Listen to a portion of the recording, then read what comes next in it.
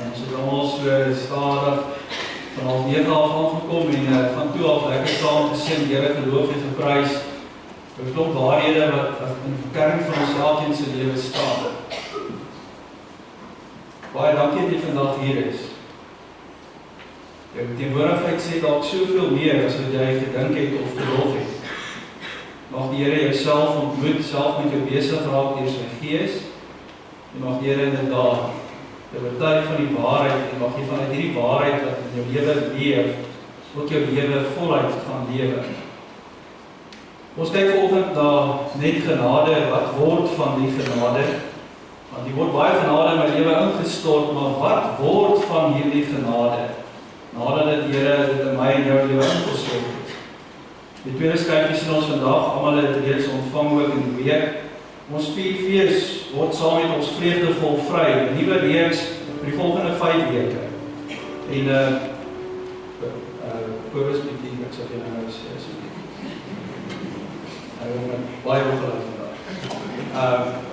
Die reeks bekend as vreugdevol vry, vir die volgende 5 weke, selfs so deur die eksamen heen vir baie, 'n gedeelte wat tog vir mens baie van krag sal leer, baie van waarheid sal leer, wat ons ook in ons geloof mag saamdra. So ek vra dat elkeen van die van julle wat kan commit vir die volgende 5 weke, reis mee. Dit fokus dan op die 5 kernwaarhede van die hervorming, die reformasie, wat vanjaar baie spesiaal is, 500 jaar later. En ons is vandag bevoorreg om hierdie waarheid nog steeds te deel, nog steeds om die test te wees teenoor die onwaarhede van ons tyd. Daar is Bybelstudieboekies beskikbaar teen R25 as jy in jou gesin dalk so in die week elke dag 'n bietjie op Bybelstudie doen.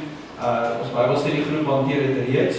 So daar by die kantoor sal dit beskikbaar wees vandag teen R25. Ek het ook die application deurgestuur, 'n toepassing in Afrikaans, wat eintlik vir senior jeug is, maar lekker eintlik op ons elkeen se vlak is. So as jy leer van die selfoon hou, laai dit vir jou af en lees elke dag die bepaalde temas tot in voorbereiding tot die volgende Sondag se boodskap. Maar dis genoeg daaroor gesê. Kom ons ontmoet die Here en ons lied ter voorbereiding volgend. Dit is ook 'n baie bekende lied. Alle volke klap julle hande. Ons sing daarvan die 3 strofes, dan word voor in die seën uitgespreek. Ons bly staan vir ons 2 lofsange, ek weet verseker en genade onbeskryflik groot.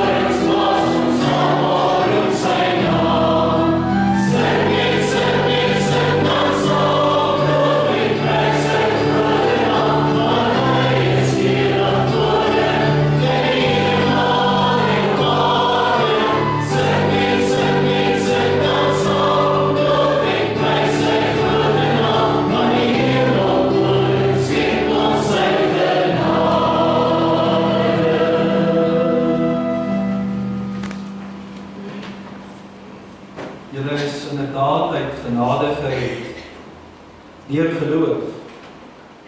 Hierdie redding kom nie uit julleself nie. Dit is 'n gawe van God. Geliefdes, genade en vrede vir julle van God ons Vader, van Jesus Christus die Here, deur die kragtvolle werking van die Heilige Gees.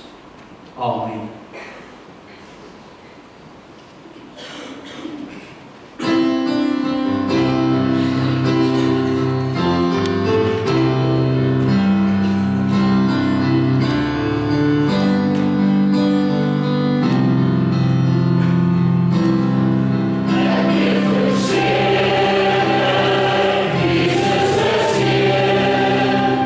I give my soul, I give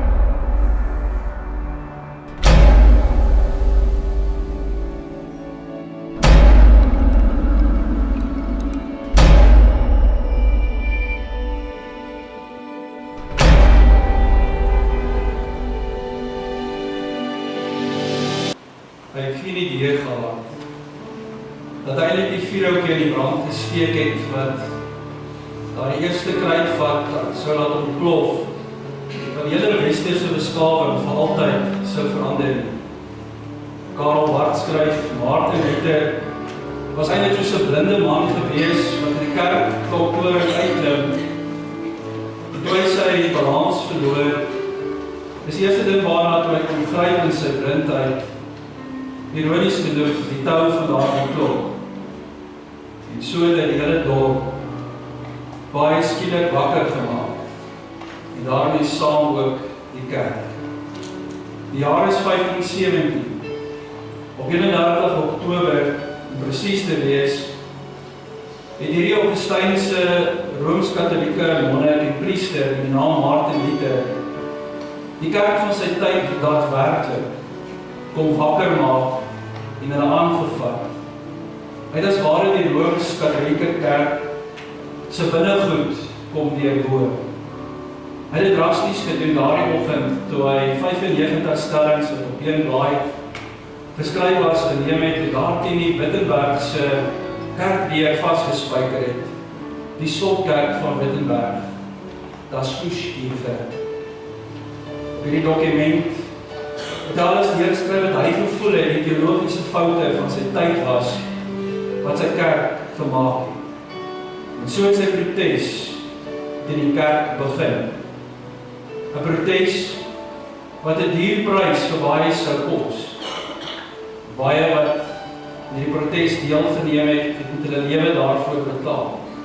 'n Protes wat Luther in sy wilste drome nooit ooit vir homself sou kon skets nie.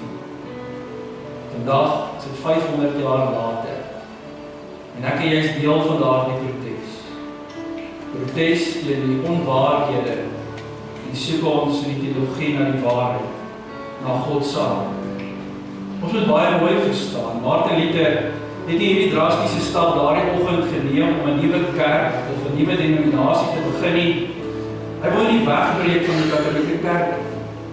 Sy intensie as 'n priester en as 'n teoloog in sy kerk was om 'n gesonde debat aan die gang te sit, sodat hierdie kerk homself weer kon hervorm en dat hierdie kerk self moet terugkom na haar wortels toe. Dit was die kerk na alles. Dit was hierdie man wat God gebruik het om die evangelie weer terug te bring kerk toe.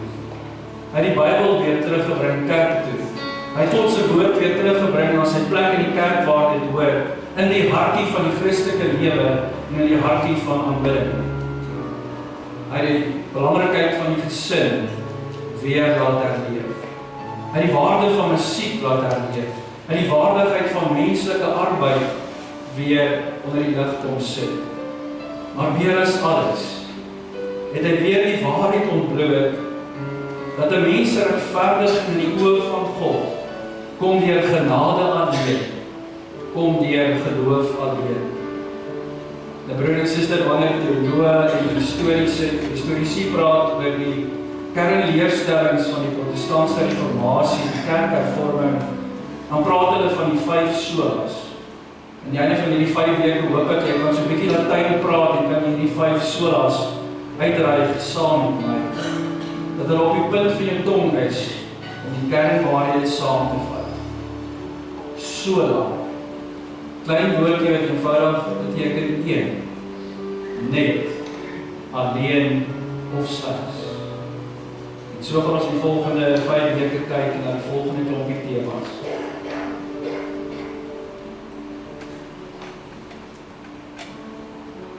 Sola fide, net geloof alleen.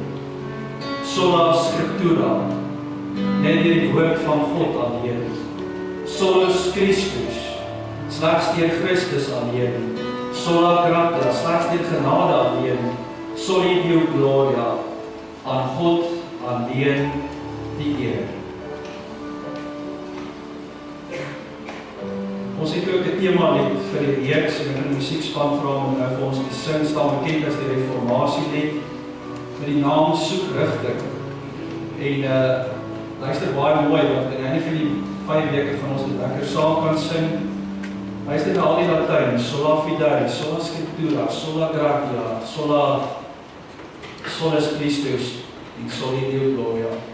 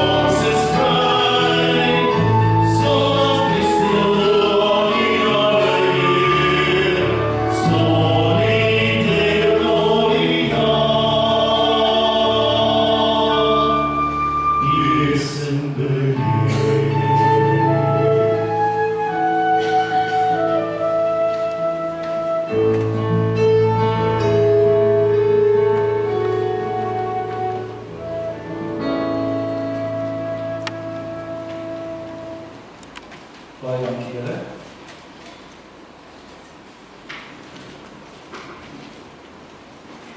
Ons skriflesing is volgend uit Efesiërs hoofstuk 2, as ons lees vers 5 tot 10.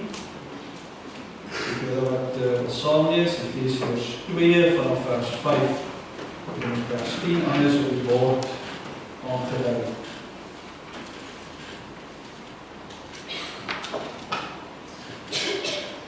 Deur sy groot liefde het Jesus ons wat dood was as gevolg van ons oortredings saam met Christus lewend gemaak. Uit genade is julle gered. Ja, in Christus Jesus het hy ons saam met hom opgewek uit die dood en ons saam met hom 'n plek in die hemel gegee, sodat God ook in die tye wat kom, so laat sien hoe geweldig groot sy genade is in die goedheid wat hy in Christus Jesus aan ons bewys het. Julle is inderdaad uit genade gered deur geloof. Die redding kom nie uit jouself nie, dit is 'n gawe van God. Dit kom nie deur jou eie verdienste nie en daarom het niemand enige rede om homself trots te wees nie. Nee, God het ons gemaak wat ons nou is. In Christus Jesus het hy ons geskep om ons lewe te wy aan die goeie dade waarvoor hy ons bestem het. Net genade. Wat word van hierdie genade? Hoe jy kan jy wat voor die spring, soos jy die orde verander. Daar sê. Net genade, wat word van hierdie genade in jou en my? Vandag dan die fokus op die woorde Sola Gratia, slegs genade, deur genade alleen. Sola Gratia is die geloof, dat ons verlossing volledig kom deur die genade van God alleen, en nie deur enige iets wat ek en jy doen van ons kant af, enige iets ons probeer verdien, om hierdie verlossing in die hande te kry. Hierdie hele genade is afhanklik van dit wat God as 'n geskenk, sonder ons dit verdien, vir jou en vir my gee. Nou ons verlossing kom dan net deur te glo in en deur die aanvaarding van God se genade in ons lewe. Dit word presies woord vir woord in Efesiërs 2 vir ons, letter vir letter, ook uitgespel, sonder dat ons 'n geheime kodeks of 'n kode moet gebruik, om nou agter te kom hoe dit ons, dat God ons gered het van die dood, en hoe sal ons verlos het van die sonde. Dit is so duidelik soos daglig, dat dit uit genade is. Julle is inderdaad uit genade gered, deur geloof. Hierdie redding kom nie deur jouself nie, dit is 'n gawe van God. Dit kom nie deur jou eie verdienste nie, daarom het niemand enige rede om op homself of haarself trots te wees. God het jou gered, deur sy genade, omdat jy dit glo. En jy kan nie enige krediet daarvoor neem nie. 'n gratis en verniet geskenk. Gratia, die Latynse woord, dalk die oorsprong van ons Afrikaanse woord gratis. Verniet. Verniet het ons alles ontvang. Al het hierdie verniet, al het hierdie gratia 'n hemelse duurprys gekos daar aan die kruis op Golgotha, om juis vir jou en vir my genade op 'n skinkbord as 'n geskenk te gee, en al wat ek en jy moes doen, was om te sê, dankie Here, dankie vir dit wat U vir my gee. Verlossing is nie 'n beloning vir die goeie dinge wat ons gedoen het van ons kant af nie. So nie van ons kan roem nie, nie van ons kan groot praat om ons verlossing nie. Wanneer ons oor ons verlossing praat ons met dankbaarheid en nederigheid oor die feit dat Here Jesus ons so lief het dat hy ons ook vrygespreek het, sodat ons vandag vredevol vry kan wees. Ek wil weer sê, daar is nie een enkele vers in die Bybel, soos hierdie 2 verse wat dit uitspel, die waarheid wat 500 jaar gelede teruggekom het kerk toe, dat ek en jy deur genade door Christus gered is. En ek wil jou vanoggend nooi om die vers persoonlik jou eie te maak.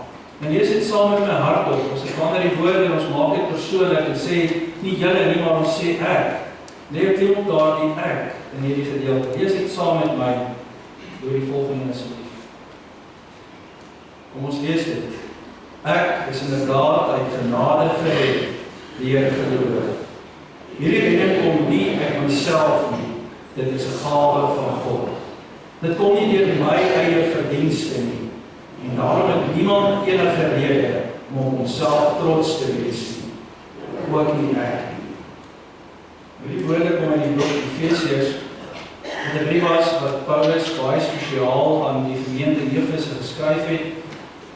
En Paulus leer ook in hierdie brief baie oor genade, soos ons wel raak lees. Maar nie net in hierdie brief nie, al sy geskrifte in die Nuwe Testament was hierdie tema baie sentraal. Genade was aan die klop van Paulus se hart gewees. As hy skryf hy genade, kan hy nie sonder genade dit deel wat hy graag met elkeen wil deel.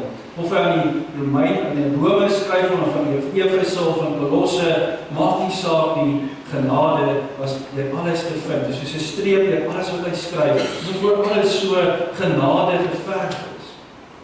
En dan kan jy 'n afleiding maak dan dat genade vir Paulus ongelooflik belangrik was, maar dat ook vir die vroeë kerk ongelooflik belangrik was. Paulus se sentiment oor hierdie genade word juis gereflekteer in Martin Luther se stelling oor genade. As Martin Luther skryf, hy sê hierdie genade van God is 'n baie groot sterk, magtige en aktiewe ding. Dit lê nie aan die slaap in die siel nie. Genade hoor, lei, dryf, trek, verander, bewerk alles in die mens en laat dit self duidelik gevoel en ervaar word. Dit is weggesteek, maar genade se werk is baie duidelik. So die eerste ding wat Paulus vir ons leer oor genade is dat genade is persoonlik. Nou jy moet Paulus se verhaal bietjie dit goed ken om regtig te waardeer hoekom hy so oor genade aangaan. Want die eerste keer wat ons van Paulus lees in die Bybel, ontmoet ons hom in die boek Handelinge van die Apostels. En wanneer ons hom ontmoet, staan hy bekend onder sy mense, die Fariseërs en die wetsgeleerdes, onder sy Hebreëse naam Saulus. Hy is goed onderlê in die wet van God, hy leer onder die rabbi Gamaliel, so hy ken God, reken Paulus, wanneer hy dan toetree tot die hele arena van geloof. Die eerste noem van Saulus is wanneer Stefanus, een van die eerste 7 diakens, 'n martelaar word vir sy geloof in Here Jesus, die eerste martelaar in die kerk van Jesus. Onthou jy daar die woedende skare, wat Stefanus brutaal na buite die stad toe sleep en dan een na die ander begin om die klip op om te laat reën as hulle hom stenig, daar by die mispoort. Hy word gestenig omdat hy eenvoudig die evangelie van Jesus onverdind, onbeskaamd verkondig het. Voordat Stefanus gestenig word, is dit asof hierdie klomp Fariseërs, hierdie wetsgeleerdes hulle hoë klere uittrek, en hulle kies vir Paulus, om hulle klere hier by sy voete neer te lê, en dat hy mooi kyk na hulle klere, terwyl hulle dan handgemeen raak met Stefanus en hom doodgooi met klippe. En dit klink nogal snaaks, dat mense hoë klere uittrek om hierdie werk te doen. Dalk is dit 'n vuil werk, maar ons weet nie meer vandag hoe dit verwerk. Ons ken nie die etiket van steniging, hoe dit voel om iemand dood te gooi waarvan jy hou nie. Maar hulle het hulle hoë klere uitgetrek. Dit klink wel genadeloos, sonder enige genade van hulle kant af. Die volgende hoofstuk in Handelinge 8 vers 1 tot 3 lees ons dat Saulus 'n ooggetuie was van hierdie genadeloose moord. Ook Saulus het hierdie moord goedgekeur. Daardie dag het daar 'n ewige vervolging van die gemeente in Jerusalem begin. Al die gelowiges, behalwe die apostels, is uitmekaar gejaag en bestrooi oor die gebiede van Judea en Samaria. Godvreesende mense het Stefanus begrawe en dan is baie oor hom gerou. Saulus het die kerk probeer uitroei. Hy het van huis tot huis gegaan, mans en vrouens laat uitsleep en hulle in die tronk laat sit. Maar as ons dit weer vir ons dit self uitspel, geregtigheid is tog om te kry wat jy verdien. As jy skuldig is, dan moet jy gestraf word, dis wat jy verdien. In die Engels is daar die onderskeid van mercy en grace, wat 'n woordspeling is. Ons het in die woord genade. Nou die woord mercy, genade, word aan jou betoon sonder om minder straf te kry, maar jy word nog steeds gestraf. Daar's net so 'n bietjie 'n verligting in jou straf, jy ontvang mercy of genade. Genade uit en uit, soos ons dit as grace ken, is om glad nie te verdien wat jy kry. Soos vergifnis van sondes, soos 'n ewige lewe, soos vryspraak, soos om vreugdevol vry te mag wees, om te kry wat jy glad nie verdien. Persoonlike vraag, sou jy genade aan Paulus bewys het daardie dag? As jy vir hom kon veroordeel het omdat hy aandadig was aan Stefanus se dood, as jy vir 'n oomblik in God se skoene kon wees, wat sou jy gedoen? Ek dink waarskynlik as ek aan God se plek was, sou Saulus se aardse tentpenne baie vroeër uitgetrek gewees het hier op aarde, sou hy 'n lang en pynlike alleen dood gesterf het om te betaal het vir dit wat hy gedoen het aan iemand wat in die Here glo. Saulus se lewensmissie was om die kerk van God te vernietig. En as hy self in die klippe gegooi het na Stefanus toe, was hy verseker aandadig, was hy verseker medepligtig aan Stefanus se dood. Dit is so baie jurisdiksies vandag, geld dit so dat daar tydkeer 'n felony murder gepleeg word. Die prokureur en advokaat het my help in Afrikaans daarvan is ek het sommer gaan dink dit is 'n misdaad, moord. As mens aandadig is in 'n kriminele aktiwiteit en iemand sterf as gevolg van hierdie kriminele aktiwiteit wat jy gedoen het, al was jy nie self skuldig dat die persoon dood is nie, is jy aandadig, is jy medeplichtig aan daardie persoon wat dood is. Byvoorbeeld, jy en twee van jou maats besluit, ons gaan die kafee op die hoek beroof. Jy sit in die kar en wag, jy is die persoon wat die wegjaag voertuig beman, en dan gebeur dit wat nie moes gebeur het nie, jou maat skiet per ongeluk die winkelklerk dood. En hulle word gevang. Nou is jy net so aandadig, net so skuldig, net so medepligtig aan moord, soos wat die persoon wat die snelheid getrek. En verstaan mooi, daar is niks wettig aan die steniging van Stefanus nie. Stefanus is vermoor omdat hy ook weer eens die waarheid gepraat het. Hulle gewys het op die waarheid in Christus Jesus en hulle wou dit nie hoor nie. En al het Saulus teen 'n klip geraak daardie dag nie, was hy ook skuldig aan Stefanus se dood. So geregtigheid vir Paulus sou wees om boete te doen vir sy kriminele oortreding. En 2000 jaar gelede was die boetedoening van moord doodstraf. Jy is ook vermoor as jy iemand doodgemaak het. Genade vir Paulus sou wees versagtende omstandighede om nie te sterf vir Stefanus se dood nie, maar om wel by God verantwoording te doen vir sy oortreding. En dan ontvang Saulus genade. God reik na hom toe uit, God reik na hom toe af, en in plaas daarvan om straf te kry, gee God vir Paulus 'n nuwe begin, 'n hele nuwe lewe. En dit is genade op sy beste. Die kerk se grootste vyand word die kerk se grootste ambassadeur. Iemand wat eendag nog Jesus vervolg het, word die volgende dag Jesus se grootste volgeling. Die man wat op die minste aandadig en medepligtig was dan aan die dood van Stefanus, sou instrumenteel in die hand van God duisende, miljoene mense lei na die verlossende kennis wat God gee deur sy genade. Kan jy dink in 2000 jaar, hoeveel mense is dit Paulus en sy boodskap wat hy vir ons in die Bybel nagelaat het, geraak? Hoeveel mense het by Paulus in sy skrifte gehoor dat ek deur genade, deur geloof, deur Jesus gered is. Hy wat die grootste vervolger was, word die grootste ambassadeur. Dis genade. Vandag, 500 jaar later, toe Luther ook hierdie waarheid van Paulus raak gelees het, die waarheid dat ons deur genade gered is.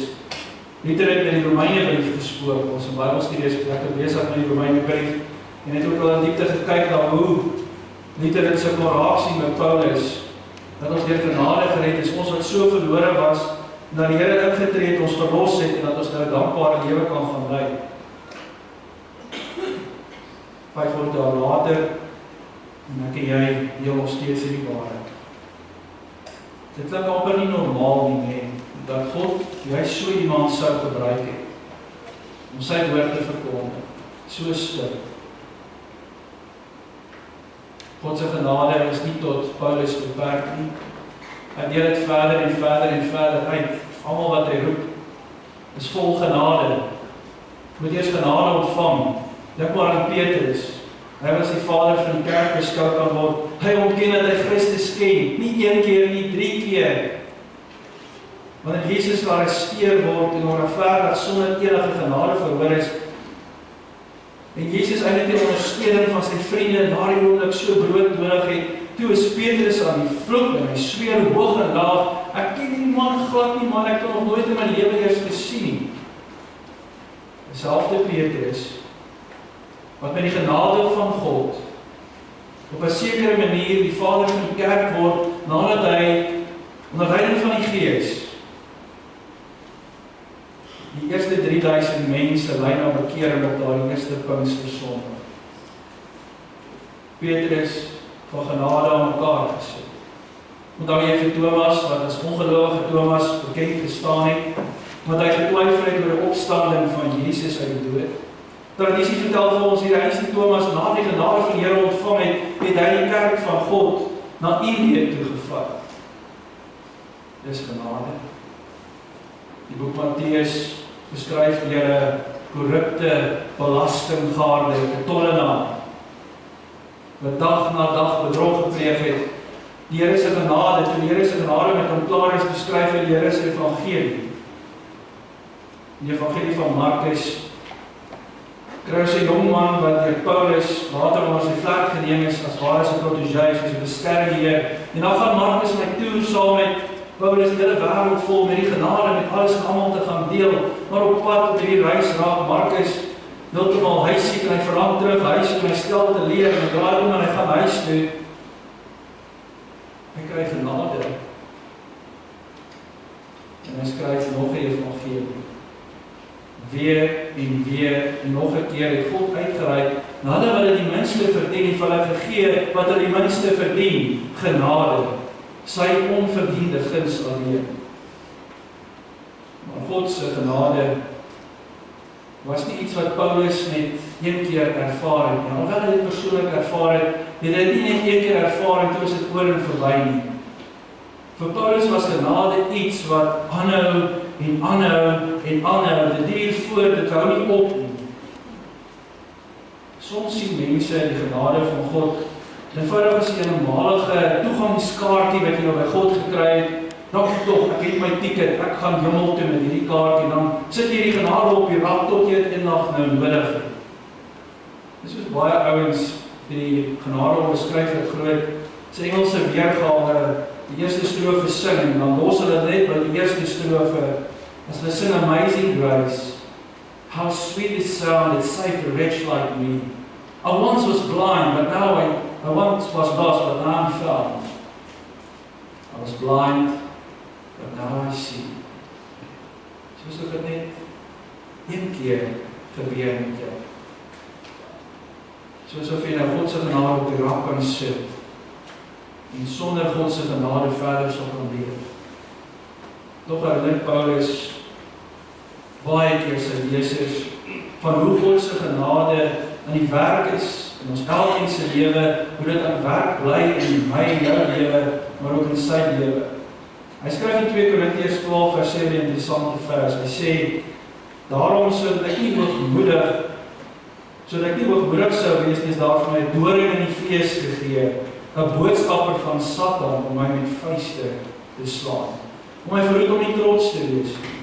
Nou ons weet nie wat hierdie doring in Paulus se vlees was. Niemand weet nie, almal spekuleer daaroor, wonder daaroor, soveel teorieë, die versoeking van sonde of twyfel, was dit kopseer, migraine wat hom geklap het, die vervolging wat hy altyd moes in die oë staar, was dit sy sug, was dit malaria. Een kommentaar reken selfs dat hom Paulus 'n vrou gewees het. Maar in hierdie idee wil min van ons buite. Of dit nou 'n massiewe splinter onder sy vel was, en of dit hierdie figuurlike stuk trauma in sy lewe was, ons weet nie. Maar as ons aanhou lees, dan hoor ons die volgende. 3 maal het die Here gebid, dat dit van my weggeneem moet word. Sy antwoord was, my genade is vir jou genoeg. My krag kom juis tot volle werking wanneer jy swak is, Paulus. Daarom sal ek baie liewer oor my swakhede doen, sodat die krag van Christus my beskutting kan wees. Wat ook al die doring was, dit was deur God se genade dat Paulus in staat was om by sy omstandighede waardeur hy moes brug baie keer verby te kom. Wanneer Paulus skryf van die kerk vanuit die tronksel, dan is dit die Here se genade wat hom deur daardie haglike omstandighede vat. Dis nie 5-ster tronkselle gewees soos wat ons vandag ken. Ek ken nie 'n tronksel, ek hoop jy ken nie, maar ons weet hoe lyk dit. Ons het al op TV gesien en party van ons het al 'n tronk besoek. Hy is in 'n donker kerker gegooi waar hy vir dae nie lig gesien het. Net God se genade. Waar hy swak geword het vir hom mekaar gehou en hom daardeur gedra. As genade eenmalig was, wat het hom deur daardie donker tye gedra? En hierdie is die realiteit. Wanneer jy dink, jy sal dit nie kan hanteer, nie maak nie saak wat op jou lewenspad kom nie, dan is jy waarskynlik reg, jy gaan dit dalk nie kan hanteer nie. Maar God gee vir ons wat ons nodig het, deur sy genade. Nie omdat ons dit verdien nie, nie omdat ons net ons te laat oorleef nie, maar hy gee dit vir ons genade, sodat ons daardeur kan floreer, beter kan word en kan groei, maak nie saak wat ons pad kom nie. Die een van ons vandag sal deur hierdie lewe ongeleerd kan gaan. Ons weet nie altyd hoekom en waarom goed gebeur, ons verstaan nie altyd, en ons weet nie hoekom, ons verstaan nie altyd waar iemand anders staan, of waar jy dalk in hierdie oomblik besig is om te gaan nie. Ons kyk maar na ander en dink, verseker is hulle oortuig as Christene, maar hulle het geen idee waar ek nou gaan nie. Ons dink ons altyd, jou lewenspad is meer met doringsbesaai as iemand anders. Broer en suster, of ons groei deur ons probleme, en of ons eenvoudig nie deur ons probleme gaan, sal bepaal word deur God se genade. Of jy gaan nie deur jou probleme, of jy groei deur jou probleme, en dit is afhanklik hoe ons God se genade daarvan gebruik. Hoe ons aan die ander kant uitkom, beter of bitter, sal afhang van God se genade. En daardie genade is beskikbaar vir elke liewe een van ons. Nie omdat ons dit verdien, maar omdat jy deur genade alreeds God se kind is. En as jy dalk al van God se genade in die lewe geproe het en jy het ervaar, en toe draai jy jou rug op God se genade, wil ek vandag vir jou sê, moenie huiwer om dit terug te vat nie, want dis die goeie nuus, dis nog steeds daar. Dis 'n geskenk wat jy moet vat en joune maak. Maar verstaan baie mooi, die genade van God is nie net iets wat benodig word in die begin van jou geestelike reis saam met God. Maar dis hoe jy ook die reis verder saam met God gaan vat. Hoe jy daardeur gaan kom. Hoe jy van God se genade elke dag gaan leef of nie leef. Vir Paulus was genade nie persoonlik en aanhoudend en voortdurend, maar dit was vir hom ook iets wat nie misbruik of mishanteer moet word nie. Hy vra 'n interessante vraag in Romeine 6 vers 1. Hy sê, wat moet ons nou hiervan sê? Moet ons aanhou sonde doen sodat die genade kan toeneem? Moet ons meer en meer sondig sodat ons God meer en meer sy wonderlike genade vir ons kan bewys? En dit lyk tog na 'n voortdurende debat en gesprek reg deur Paulus se teologie, veral die kerk in Rome, omdat ons ook vroeër lees in Romeine 3 vers 7 tot 8. Hy sê daar, maar as my leenagtigheid die betroubaarheid van God duideliker aan die lig gebring het, en so dien tot eer van God, waarom word ek dan nog as sondaar veroordeel? Beteken dit dat ons sê, laat ons die verkeerde doen, sodat die goeie daarin kan voorkom? Daar is mense wat ons dit wel lasterlik in die mond lê, maar hulle kry die oordeel wat hulle verdien. Dit is heeltemal gedraaide logika, wat ons lei tot die verstaan, dat ons sondige optrede eintlik nou 'n publieke diens word vir God se genade. Kyk nie hoe sondig is ek, want ek ontvang God se genade, dan maak mens hierdie genade heeltemal goed oop. Hy vra die vraag, wat moet ons hiervan sê? Moet ons aanhou sonde doen sodat die genade kan toeneem? Beslis nie. Hoe kan ons wat dood is vir die sonde nog daarin voortlewe? In daardie tyd, Paulus se tyd, het hulle dit in die debatwêreld 'n tegniek genoem om juist na die absurde toe te gaan. Dit bekend gestaan dat tydens reductio ad absurdum. Die proses om 'n argument so te weerlê deur op die absurde gevolge daarvan te wys. Nou dan eintlik dat van die tafel af te vee. As ons aanhou om te sonde, is dit vir God 'n geleentheid om sy genade oor en oor deur in ons te bewys, vra die vraers aan die vraag van Paulus. Dit terwyl ons weet dat God die sonde haat en dat hy die sonde nie ongestraf kan laat bly nie. Hy wil nie hê ons moet verder sondig. Die konsekwensie van die sonde is tog 'n geestelike dood. Hoe kan 'n mens aangemoedig word om te sondig, sodat God se genade daardeur verwys kan word? Natuurlik, wanneer ons vrygespreek word van ons sondes, het ons God se genade ontvang en kan mense die getuienis sien as ons 'n dankbare lewe, 'n vreugdevol, vrye lewe, dat ons vrygespreek is. Ons kan nie sondig en dit sien as 'n geleentheid om God se genade so te versprei. Ons val in dieselfde slagpad wanneer ons intentioneel ongehoorsaam is aan God en dan reken maar God sal hierdie ou sondetjies van my toehou, hy sal dit bedek. Vader, vergewe my vir dit wat ek nou gaan doen. Ons kan ons nie dit doen. Ons word vertel dat ons versoeking moet vermy, dat ons Jesus moet lief hê en daarom graag wil gehoorsaam. So moenie die genade van God goed oopmaak deur te sê ek sal sondig, want God sal in elk geval my vergewe. Moet dit nie mishanteer en misbruik nie, sê Paulus. Vir Paulus is genade iets wat gedeel moet word, want hy wil hê dat elkeen ook die genade van God in sy of haar lewe sal ervaar. Dis totaal sy lewensmissie om net die genade van God aan mense te bevat. Dis waarom hy die hele bekende wêreld van sy tyd gereis het met hierdie boodskap van genade dat hy deur geloof in Jesus gered is. Want hy het hier onbeskryflike groot genade geproe. Hy het gesmaak. Maak nie saak of hy op 'n dood geslaan is, skibreek moes ly, watter foltering hy moes deurgaan nie. Hierdie genade moes by mense uitkom, maak nie saak wat die prys daarvoor was nie. Oor in sy geskrifte hoor ons hom, waar hy mense vertel van die genade wat aan hom aangebied is. En die oproep by mense om ook die Here se genade te aanvaar. Moenie by dit jou daar verbygaan. Paulus was die eerste om te erken dat hy hierdie genade nie verdien nie. 1 Timoteus, teenoor Christus Jesus ons Here is ek dankbaar. Het my krag gegee, my betroubaar geag om my in sy diens te stel. Al het ek hom voorheen belaster, vervolg en beledig. Maar God was genadig teenoor my omdat ek in my ongeloof nie geweet het wat ek doen nie. Ons Here het my oorlaai met sy genade en met geloof en liefde wat ons deel in Christus Jesus.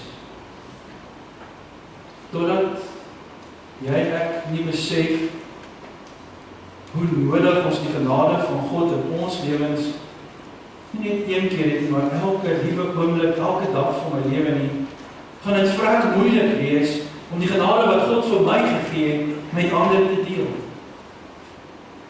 Voordat ek en jy nie besef het wat God vir ons gegee het, en gaan dit moeilik wees om dit te deel.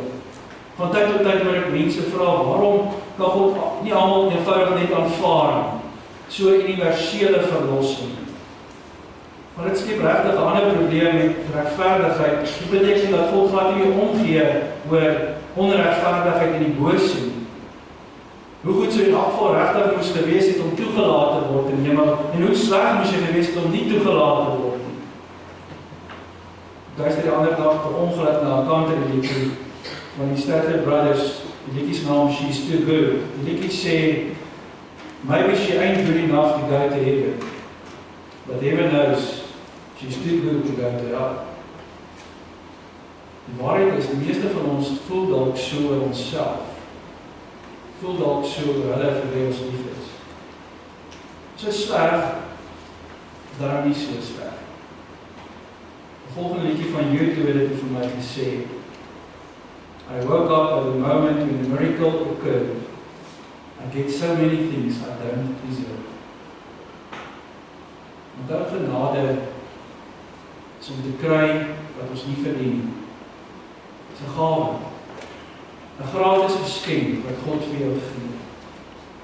Maak nie saak hoe goed of hoe sleg jy vandag is nie. God se genade word aan jou gegee.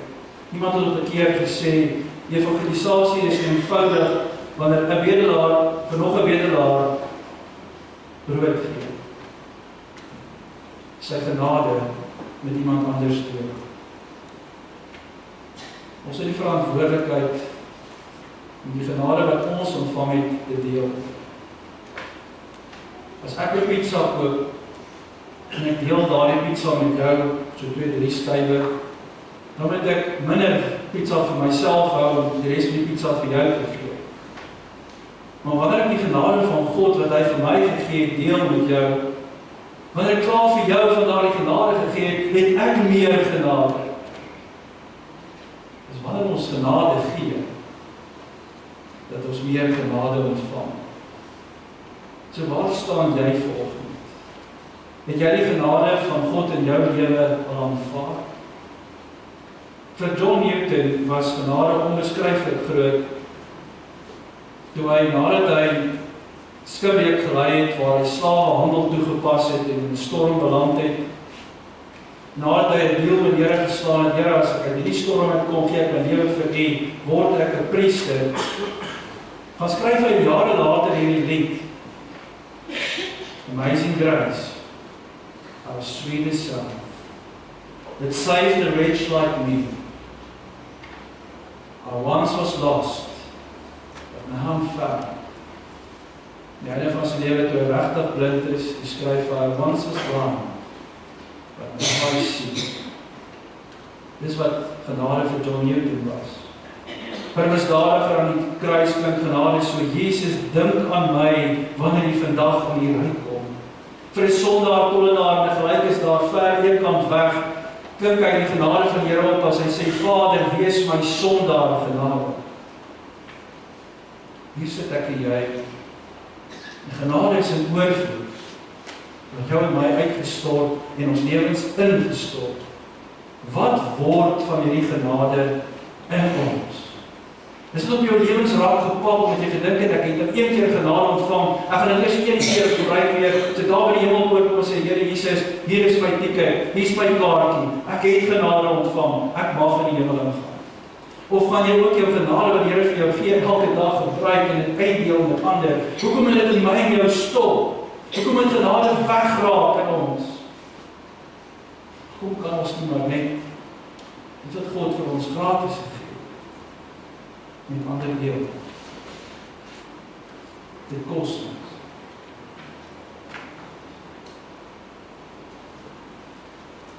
Jy en ek het dit al van die verdiening, slegs genade.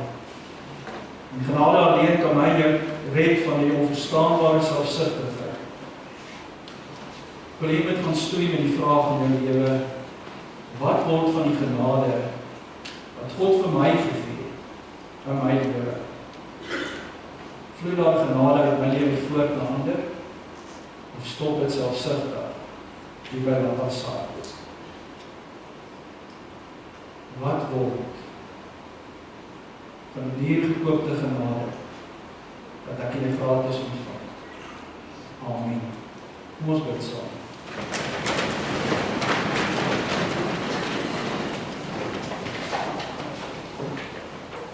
Hemelvader, reg oor die kerk vandag in die wêreld weer klink die solas. Sola Gratia, net genade alleen. Sola Fide, net geloof alleen. Solos Christus, net deur Christus alleen. Sola Scriptura, net deur die woord alleen. Soli Deo Gloria, aan God alleen die eer. Dankie Here dat ons elkeen God deel kan hê aan die kernwaarhede van die hervorming. Maar meer as alles, dankie dat ons elkeen persoonlik raak in ons verhouding met U. Dat ons weet ons mag 'n verhouding met U, omdat U ons in liefde aangeneem het, deur U genade wat U vir ons beskikbaar kon gee. Dankie vir U liefde, Here. Ek bid vandag vir ons elkeen wat hierdie genade ontvang het, dat ons waarlik gelei deur die Gees, Here, ook hierdie genade sal uitdeel aan mense. Here, dat ons dit nie as ons eie sal toeëien en dink, Here, ek gaan so vashou in hierdie genade dat ek met niemand dit gaan deel nie. Help my, Here, gee ons elkeen die krag om genade onbeskryflik groot ook met ander te deel. Here, ken ons elkeen vandag. U weet hoe ons die genade nodig het, waar ons op ons lewenspad is. staan ons daarin by. Gee vir ons wat ons elkeen nodig het. Dankie vir die voorreg om onbeskaamd vandag 'n gemeente te mag wees, wat hierdie waarheid met mekaar mag deel. Maak ons elkeen vreugdevol vry, om ook dit met mekaar te deel. Ons bid vir elkeen wat sal deelneem vir die volgende 5 weke aan die reis.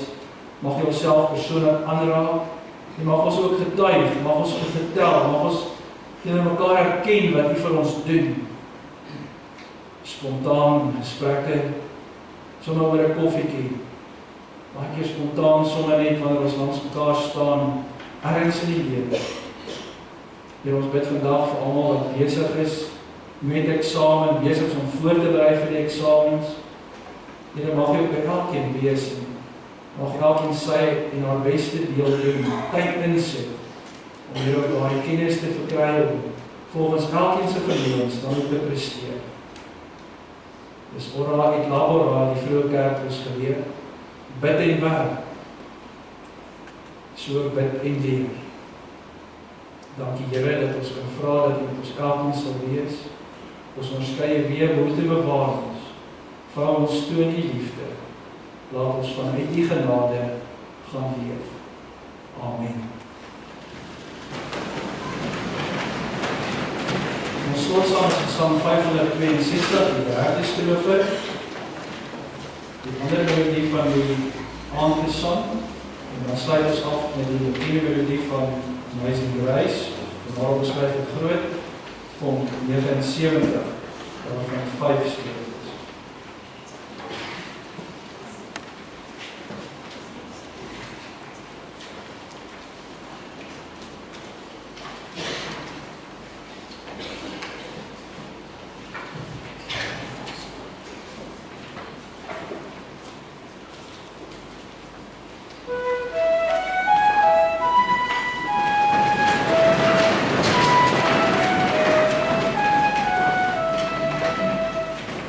Amen.